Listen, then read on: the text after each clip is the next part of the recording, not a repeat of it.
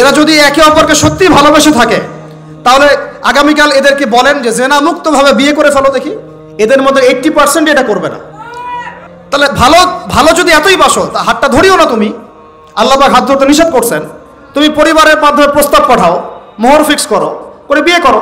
ভালোবাসো যদি তাহলে তাকে নিয়ে সন্তুষ্ট থাকো, তার সম্মানবোধ রক্ষা করো, তার দায়িত্ব নাও।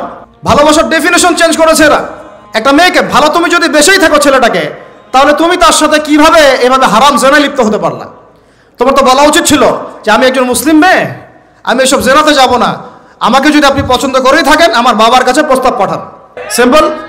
এরপর পরিবারের মাধ্যমে আহাদ হবে, তারপরে আমরা আক্ত হবে, সেখানে আমাদের মোহর থাকবে, সাক্ষী থাকবে, আল্লাহর কালিমা সাক্ষী রেখে আমরা বিয়ে করে ফেলব। সত্যিকারের ভালোবাসা মানে হচ্ছে দায়িত্ব, রেসপন্সিবিলিটি, বিশ্বাস। ভালোবাসার মানুষ ভালো থাকে এটা চাওয়া, তার উপর আমার জিম্মেদারি আছে, তাকে ভালো রাখা। ভালোবাসা মানে কি? স্বার্থ ত্যাগ করে তার স্বার্থ দেখা, তাই না? সম্মান। ভালোবাসার ডেফিনেশন কি? ভালোবাসা মানে কি? আমি আমার ওয়াইফকে ভালোবাসি, তার মানে কি আমি তার ইজ্জতের জিম্মাদার, তার দিকে চোখ তুলে কেউ খারাপ চোখে তাকাতে পারবে না। ভালোবাসি আমি তাকে, সে আমার, আমি তাকে অন্যের সামনে শো করতে পারবো না, সে আমার।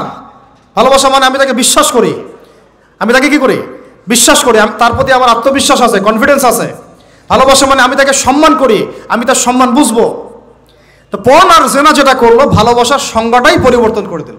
এরা ভালোবাসার সংজ্ঞা দিল, ভালোবাসা মানে হলো যৌনতা, জাস্ট সেক্সুয়াল রিলেশনশিপ, আর কিচ্ছু না। এরা যদি একে অপরকে সত্যি ভালোবেসে থাকে তাহলে আগামীকাল এদেরকে বলেন যে জেনা মুক্তভাবে বিয়ে করে ফেলো দেখি, এদের মধ্যে 80% এটা করবে না। কারণ তাহলে ভালো যদি এতই বাসো তা হাতটা ধরিও না তুমি, আল্লাহ পাক হাত ধরতে নিষেধ করছেন। তুমি পরিবারের মাধ্যমে প্রস্তাব পাঠাও, মোহর ফিক্স করো, করে বিয়ে করো। ভালোবাসো যদি তাহলে তাকে নিয়ে সন্তুষ্ট থাকো, তার সম্মানবোধ রক্ষা করো, তার দায়িত্ব নাও। তার কি নিবা? দায়িত্ব নাও। ভালোবাসার ডেফিনেশন চেঞ্জ করেছে এরা। একটা মেয়েকে ভালো তুমি যদি বেশেই থাকো ছেলেটাকে, তাহলে তুমি তার সাথে কিভাবে এভাবে হারাম জেনায় লিপ্ত হতে পারলা? তোমার তো বলা উচিত ছিল যে আমি একজন মুসলিম মেয়ে, আমি এসব জেনাতে যাব না, আমাকে যদি আপনি পছন্দ করেই থাকেন আমার বাবার কাছে প্রস্তাব পাঠান। সিম্পল। এরপর পরিবারের মাধ্যমে আহাদ হবে, তারপরে আমরা আক্ত হবে, সেখানে আমাদের মোহর থাকবে, সাক্ষী থাকবে, আল্লাহর কালিমা সাক্ষী রেখে আমরা বিয়ে করে ফেলব। এইগুলোর মধ্য দিয়ে ভালোবাসার ডেফিনেশন চেঞ্জ করে দেওয়া হলো। ভালোবাসার মানে যেটা ছিল সম্মান, ওইটার নাম হয়ে গেল এখন যৌনতা। যৌনতা ছাড়া কোনো কিছুতে তারা এখন বিশ্বাসী না। এই হোটেলে যে যৌনতাগুলো হবে, আপনারা প্রত্যেক মালিকের জিম্মেদার, বহন করতে হবে আপনাদেরকে। ভাবতেছেন আমি তো ভাড়া দিছি, ও কি করে করুক ভিতরে, না, আপনিও দায়ী আছেন, হিসাব আপনাকেও দেওয়া লাগবে। ও তো দিবেই, আপনাকেও দিতে হবে। যারা এটাকে প্যাট্রোনাইজ করেছে, যে চালু করেছে, ওকে নিয়ে আমি এখন চিন্তিত। এগুলো স্টাডি করতে গিয়ে জানি নামটা আমার মাথায় আসছে, আমার মানে কলিজাটাই কাঁপা শুরু করছে। একটা জিনিস হচ্ছে আপনি একটা খারাপ কাজ নিজে করেন, মনে করেন নাউজুবিল্লাহ এক ভাই নিজে সুদ খায়, এটা তার ব্যক্তিগত পাপ, ঠিক আছে? এক ভাই ব্যক্তিগতভাবে গান শুনছে, ব্যক্তিগত পাপ।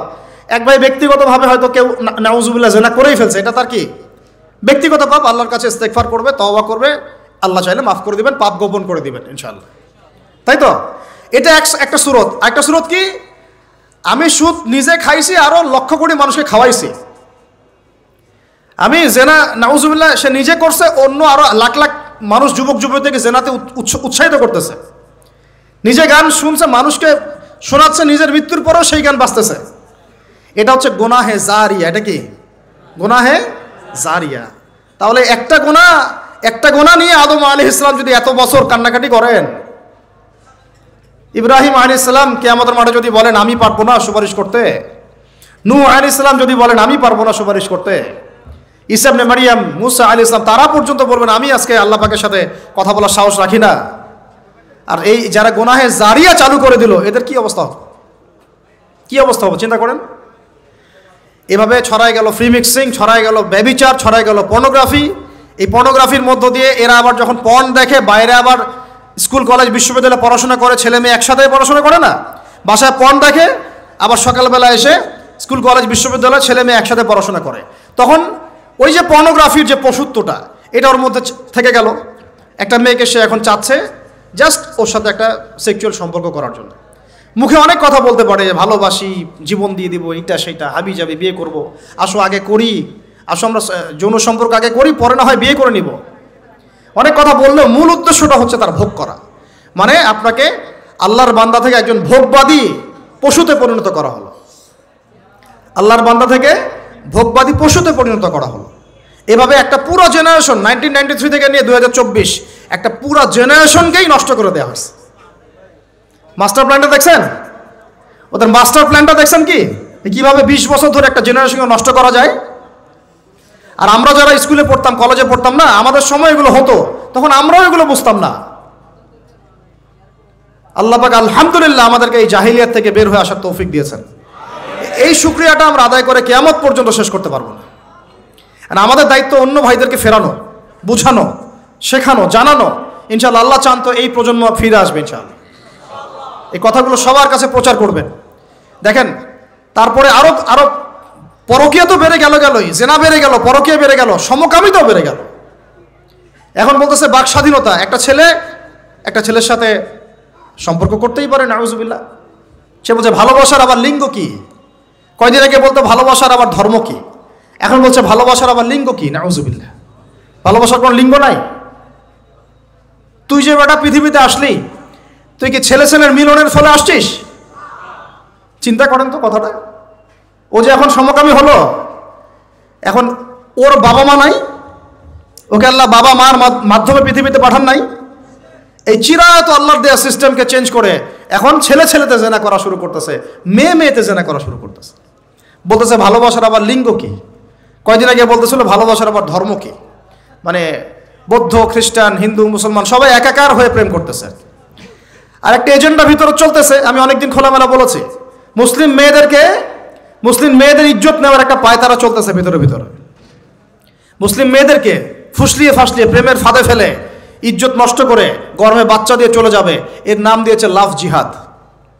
আপনারা এগুলো ঘাটাঘাটি করেন। মুসলিম মেয়েদেরকে খুব সতর্ক রাখবেন বাসায়। আপনার মেয়ে, আপনার বোন, আপনার স্ত্রী, এদেরকে খুবই সতর্ক রাখবেন।